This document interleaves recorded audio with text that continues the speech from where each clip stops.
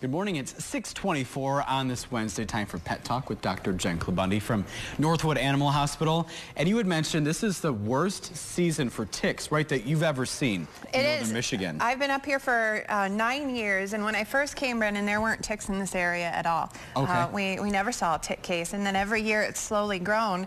Yesterday I took 3 ticks off of well, a person and 2 dogs. Oh my gosh. You know, 2 years ago, that's more than I saw the entire year. And so they're horrible this year. And so you brought some live, well, these are the live ones. These are live ticks, and I wanted to really stress the size difference. We have a whole array here of different sizes of ticks. This tiny one that is right here, it looks like a speck. It's almost as big as just if I've taken this pen and touched down. Pretty much. That's the deer tick. That is what spreads Lyme disease.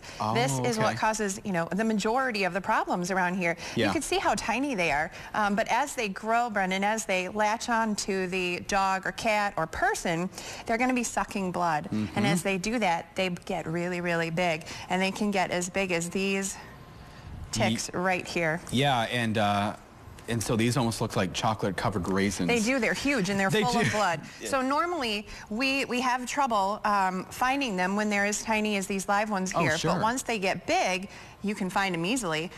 But by then, they've already spread the disease to the pet or the person. Sure. And Jen, how do you remove these? So you hear a lot of things, you read a lot of things online.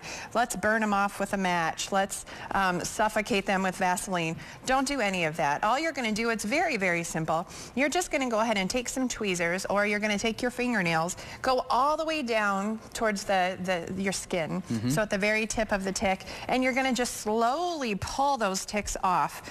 Don't jerk them off. Don't break them off or twist them off. That's going to actually cause more problems. They're very easy to remove. You just grab on and slowly pull. And if we can, I'm just going to slide this over here. We were talking about these big ones right there. We go. There they are. And so that's my finger right there to kind of give you a sense of what those look like. So the great thing is these are very easy to prevent, Brendan. My dogs get a pill, and it's a nice chewy treat once a month, once every 3 months. It protects them from ticks. So ticks will not attach to my dogs for 3 months with just one little pill. We have that. If you're interested, you can call Northwood Animal Hospital. We can tell you more about it.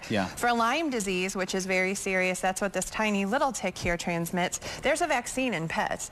Get your dogs vaccinated against Lyme disease, because these things live where dogs love to grow. They live in the tall grass, they live in the woods, any moist area. They're going to be, you're going to have them, you're going to see them this year. So get out there, prevent, and then use the Lyme vaccine. Those are the best ways to prevent. All right, we're going to get these back in their vials here. Thanks, Jen, for joining us. We appreciate it for this really good information.